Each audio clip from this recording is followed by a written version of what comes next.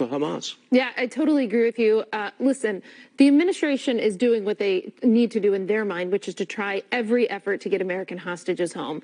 I don't think they're doing it quite well, but obviously they can't just say on the Sunday shows, yeah, we're giving up on these hostages. Hamas is not going to give them back. It's their responsibility to get the American hostages home. The problem is not for lack of effort in trying, but they equate effort as the same as success, right? And they've been unable to get to success in getting these American hostages home. And I've talked about this plenty on your show. Number one, because they think that they're dealing with a legitimate state actor when they're dealing with Sinwar, instead that they're dealing with a terrorist head who is more than happy to kill his own women, his own children, his own people, if that furthers his power and furthers his goals. So how do you get there?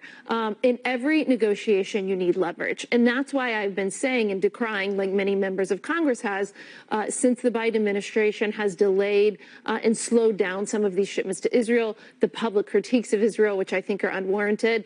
They've been giving too much leverage to Hamas in these negotiations. And that's why you saw former President Donald Trump say in his speech at the Republican National Convention in July, he gave a warning to Hamas, like, if I'm elected, you better have these hostages back before I raise my right hand and swear in. That's never been the position of the Biden administration. Unfortunately, They've always been restrained, always playing defense. They got two exchanges of hostages home. There was one American in those two exchanges, I think she was 3 years old at the time, so thank God for that. But that's the only American they were able to get out so far. And we still have 4 Americans that remain hostage in Gaza behind enemy lines, held hostage by a terrorist group. And I've told their families I'll bring it up every time I'm on radio and television that I can. So thank you for letting me do that. Thank you for bringing